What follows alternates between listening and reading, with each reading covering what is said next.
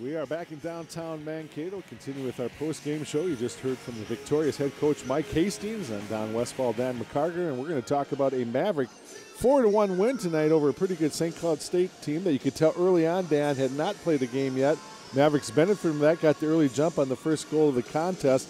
And as the game went on, the Mavericks continued to pour on a little more pressure. In the second, got a few more goals.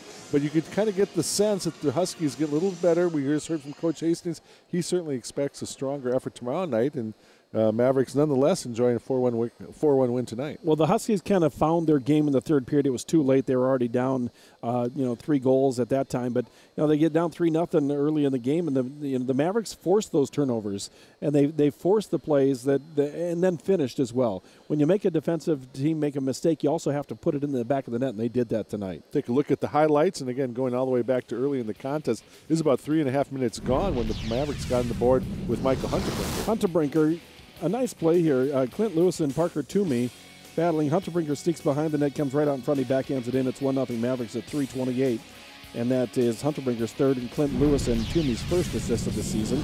TJ Franklin, his third of the season at 1:46 of the second period from Michaelis and McClure. Michaelis is third and McClure is second. And that's Franklin's third goal of the year, 1:46. It's 2-0 Mavericks.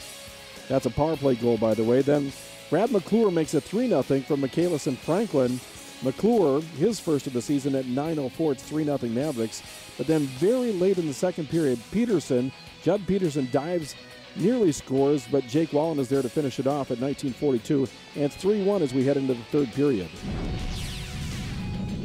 Then just the one goal in the third period, and this comes up, nice shot by Max Cota. Kid's got some pretty good hands down. Yeah, that's goal there by Cota at 13:57. You saw the initial rush up the ice by Jordan Nelson. Lewis also getting an assist on that play, and that's the final score of the night. And what it does, Dan, is it breaks a long streak. This Maverick team had not beaten the Huskies for a long time. As you can see, in fact, Mike Hastings had never beaten his alma mater. Well, you look at that, loss. It's about time you put a big W up there. So going all the way back to November 11th of 2011 that the Mavericks had beaten St. Cloud State. So they get that off their backs, and now they can worry about getting a winning streak of their own put together. Summary of the contest as far as stats in the game. Again, the Mavericks with 4-1 win. Shots on goal even up 24 each. So the Huskies 12 shots on goal there in the third period of play, and the Mavericks taking the only power play tally they had, and that was a big goal at the time. And the interesting thing is to just look at that number of penalties called in the game. Very much down from last weekend. I don't know if it's the refereeing crew or if the Mavericks got better. I think it's a little probably of both, but that's a bit of a surprise. And it didn't seem like we had as as much clutching, grabbing stuff along the boards. That stuff certainly had cleaned up. Yes. So don't know if necessarily we saw many more than 3 power play opportunities in the game, but that's what was called, and the Mavericks, again, benefiting from that one chance that they had. We'll take a look now at our play of the game. And again, Mavericks with the 4 goals tonight, and we're going to pick up one of those right here, and it's going to be the goal scored down low, and that was a nice goal again by McClure. That put the Mavericks up 3-1 at the time. And again, our play of the game is sponsored by the J. Beal Real Estate Group. They do the little things that make a big difference, and a big difference tonight. In fact, McClure, the #1 star of the game in the building tonight, as well as we'll take a look at our out-of-town scores. And there's a bunch of games going on tonight. Tech gets their first victory. They beat Huntsville 7-3. Bemidji State shuts out Northern Michigan. Western Michigan Bowling Green with a 4-4 overtime tie. Superior State beats Michigan State 6-1 tonight. It's Omaha over Anchorage 3-1. Looking for a Canisius and Alaska score later on tonight as they're getting underway about now. UMD and Notre Dame are in the third period. It's Wisconsin by a couple goals over BC. That's a big upset in the making at the moment. Denver shutting out Boston 1-0 in the first. St. Louis beats New Hampshire tonight 6-2. Northeastern and Bentley in overtime at 1 apiece. And Air Force and Arizona State scoreless in the first, and we're just looking for a score on that one. And again, our final score tonight, 4-1. And Dan, the Mavericks a little more tested tonight, but it sets up what should be a really entertaining contest tomorrow night.